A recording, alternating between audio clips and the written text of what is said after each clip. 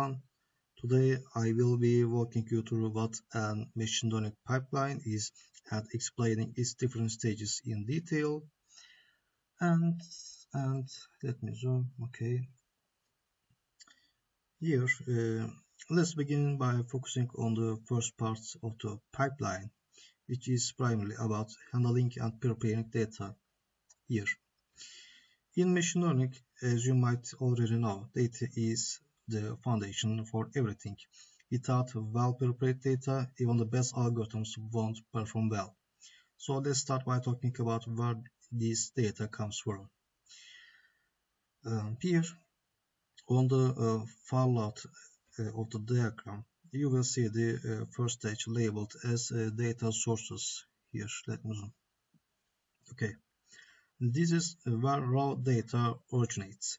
Data can come from various sources. It could be databases, APIs, CSV files, or even live data streams. These are all inputs for the pipeline, and the type of the data you have will influence how you approach the next steps. For example, data from sensors might need real-time processing, while data from an Excel sheet might only need batch processing. Okay, once you have identified your data sources, the next stage is data ingestion. Here, this step is about bringing that data into the system so you can start working with it. And let's say you are pulling information from a database or downloading files from a server. This is essentially what data ingestion is about. It's like the doorway into the pipeline. You might use tools or frameworks to automate this process depending on your project's needs. Okay, after the data is ingested, it moves into data pre-processing, which is where the heavy lifting begins. Pre-processing is about getting the data into a state that's ready for analysis or modeling. At this stage, you are not worrying about training a model yet. You are focusing on understanding and organizing the data. Think of this as tidying up a workspace before you start a project. It's essential if you want things to run smoothly later. Okay, and moving forward, we have data cleaning, which is exactly what it sounds like. Here you are looking for inconsistencies or errors in the data. Maybe there are missing values, duplicate entries, or incorrect information that needs to be corrected or removed. This step ensures that the data is accurate and reliable because any errors that remain here will carry over and potentially compromise your results.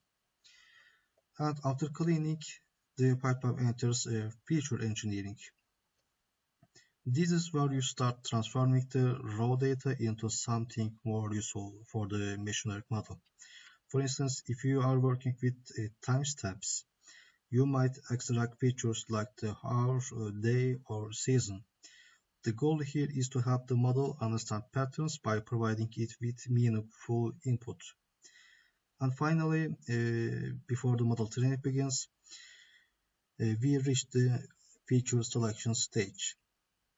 Not all features in your dataset will be relevant. Some might even add noise or reduce the model's performance. And feature selection is about identifying the most important variables, those that have the most predictable power, while dropping the ones that don't contribute much. It's a way of streamlining the process and reducing complexity. So, up until this point, everything we have discussed falls under the data processing part of the pipeline.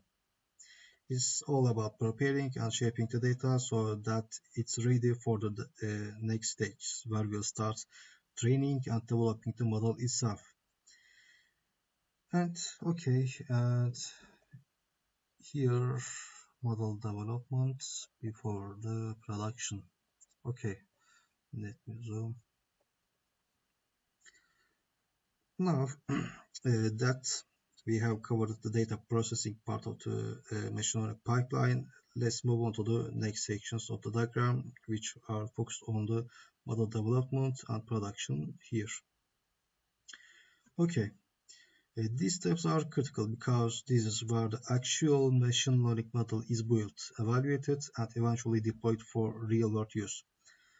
So let's begin with the first stage in this section, train test split. Once the data has been cleaned, engineered, and the most relevant features have been selected, it is time to divide the data into two or more parts. Generally, this involves a training set and a test set. The training set is used to teach the model patterns and relationships within the data, while the test set is reserved to evaluate how well the model generalizes to unseen data. And this split is important because it ensures the model is not just memorizing the data, but is actually learning patterns that can be applied to new scenarios. Okay, now we move into model training here. This is the stage where the actual learning happens. The algorithm uses the training data to adjust its internal parameters and minimize errors. For example, if you are working with a linear regression model, this is where it calculates the best fitting line by minimizing the distance between the predicted and actual values. And depending on the complexity of your data and the algorithm you are using, this step can vary greatly in terms of time and computational resources. Okay. After training, we enter the model validation stage, and this is essentially a checkpoint to see how well the model is performing before we finalize it. And validation data, which is separate from both the training and test sets, is used to evaluate the model's performance and to check for issues like overfitting or underfitting. Overfitting means the model is too tightly tuned to the training data, and underfitting means it hasn't captured the underlying patterns well enough. Validation helps us strike a balance and ensure the model performs well on new data. Okay, now if the validation results are not satisfactory, we go to hyperparameter tuning. This step involves tweaking the settings or parameters that aren't learned from the data but instead control how the model learns. For instance, in a decision tree, hyperparameters might include the maximum depth of the tree or the minimum number of samples required at a leaf node. By adjusting these hyperparameters, we aim to improve the model's performance. It's often an iterative process requiring tools like grid search or randomized search to find the best combination of values. Okay, and once we have tuned the hyperparameters and are satisfied with the model's performance, we proceed to model evaluation here. The model is tested against the result test set to get final measure of how well it's likely to perform in the real world. Evaluation metrics like accuracy, precision, recall, advanced score, or mean squared error are used depending on the type of problem, classification, or regression. And if the results meet our expectations, we can move forward. Otherwise, the process loops back and the model may need retraining with different configurations or additional data. You can see here we have arrows to model training for unsatisfactory. And okay, here satisfactory and production. Alright, when the evaluation results are satisfactory, we enter the production phase. The first step here is model deployment. What is that? This is where the model is integrated into a production environment, making it accessible for real-world applications. For example, if it's a recommendation system, it might be deployed on an e-commerce platform to suggest products to users in real time. And once the model is deployed, it enters the model solving stage. This means the model is actively making predictions based on new incoming data. For instance, a deployed fraud detection model might analyze each transaction in real time to determine whether it's legitimate or fraudulent. However, deployment is not the end of the pipeline. The next comes model monitoring here. This step involves keeping an eye on the model's performance over time.